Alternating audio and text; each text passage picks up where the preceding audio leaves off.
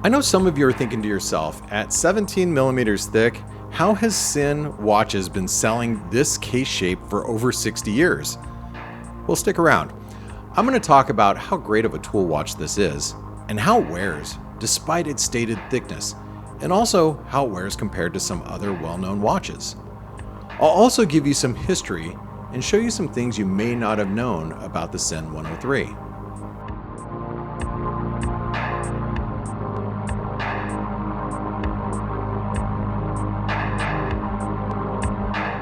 This is not the first Sinn 103 I've owned. My previous 103 had a different bezel, the stainless steel bezel with the aluminum insert. The one here is a DLC coated friction bezel, and in my experience seems to be a little bit more difficult to find on the secondary market. And frankly, I'm not sure which one I like better. So, do you have a preference? Jump down in the comments below and let me know if you like the stainless steel or the friction DLC coated bezel. Now, before we discuss the case thickness, I wanted to point out that I've seen so many watch enthusiasts over the years on forums discussing about the thickness of the Sinn 103, and a lot of the times without even owning one, but just dismissing them due to the stated thickness. In turn, that probably has dissuaded them into purchasing one as well. What I find interesting, in most review videos, no one really discusses how it actually wears. So if you take a good look at the watch, the thickness comes from the sapphire crystal on top and the bottom of the case. The big domed sapphire crystal underneath displays the Valjoux 7750 movement, a real workhorse chronograph movement that has been around for many, many years. In the versions with the high domed acrylic crystals, the case backs tend to be stainless steel. But if you want to talk in terms of how the watch wears, just grab your Seiko SKX. This watch wears very similar to an SKX. The diameter of the case itself is about 13.5 millimeters thick. So if you really want to know how the Sinn 103 wears, it wears a lot like a dive watch.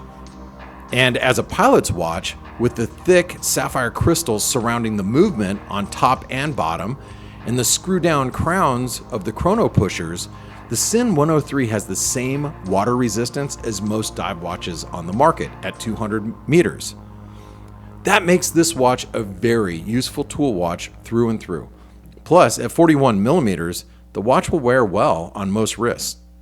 To aid in its wearability, you also have to take into account the very sharp turn-down lugs, which helps compensate for the thickness of the caseback.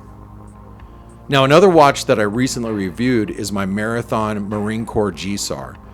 And although on paper the GSAR is about 3 millimeters thinner than the Sinn 103, I think the wearing experience is pretty much the same. Take a look at them side by side. Because of the dimensions and having 20 millimeter lug openings, the Sinn 103 is extremely versatile. Sit back and enjoy the pairings of the Sinn 103 on a few different straps.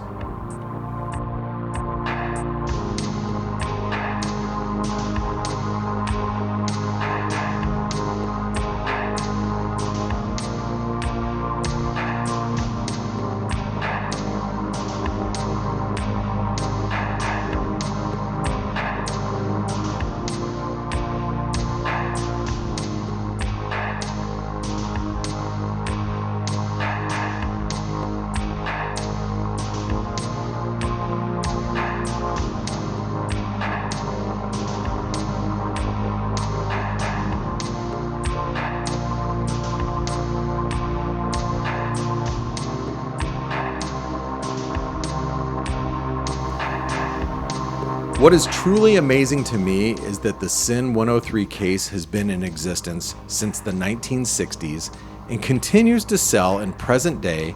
If you go to the Sinn website, you will see many different models offered with different chronograph features and functions and bracelet options. I've not worn the Sinn 103 on a bracelet, but I know the H-Link bracelet is super comfortable and is commonly found on the 103s on the secondary market. If the watch wore so poorly, do you think that Sinn would continue to sell this watch after 60 plus years and offer it today on its website? Yeah, I don't think so. So if you're out shopping for a pre-owned version like the one in my hand, you'll find a lot of different versions. And so you'll meet a ton of watch enthusiasts that collect many different versions of this particular watch. I want to take you over to the Vintage Sinn Collector website and show you some of the case's history. There are a lot of ties to vintage Matthew Tussauds, Jaegers, and older Breguet models. Most of the pre-2000s models have chronograph pushers, and in the late 90s, I believe they introduced the screw-down crown pushers like you see on this model. And please, feel free to jump down in the comment section below if I didn't get that right. Keep in mind, I am just an enthusiast. I'm not an expert on vintage Sinn watches. About 10 years ago, I purchased my first Sinn 103, and at that time, I knew I had something special, but I didn't realize how special it was. To this day, I wish I didn't part with that particular 103. The version that I owned had a case that was signed by Sugg, which apparently was a case company that is now owned by Sinn. But at the time, Sugg actually made cases for a lot of different companies like Alongenson. So if you ever find one of these versions today that has the Sugg logo on it, it will fetch a nice premium. Now, let me turn your attention to the version that's in my hand. What you'll notice is this version has this T, Swiss-made T at the bottom of the dial, and that's the variant. What makes this particular watch special is that it was made pre-2000s with the dials that had tritium on them. And as you can see with this example, the tritium it's really faded in this beautiful patina. These examples tend to be a little bit more rare since tritium hasn't really been used for quite some time. But it still has a lot of the technology of the newer models, like the screw-down crown and the sapphire caseback. That's what makes this one a little bit more valuable. So if you've shunned the Sinn 103 in the past, perhaps you should take a second look. And let me warn you, be careful going down the Sinn 103 rabbit hole. There are so many different models that span so many years back. Whether you're looking at the newer models on the Sinn website, or you jumped onto Chrono 24 and are now starting to look at the older hand-wound versions, I'm sure you will find something that catches your eye, maybe like one of the Panda dials. And if you like review videos that take you a little bit deeper than your normal reviews, make sure you like this video and subscribe to the channel. Coming up soon, I will be taking a look at the history and the wearable dimensions of this wonderful vintage Scuba Pro 500 that's on my wrist. And if you made it this far, let me introduce myself. My name's Blake, and I'm a bit of a watchaholic. And my assumption is if you've made it this far, you're probably a watchaholic too. Anyway, I hope you enjoyed the video.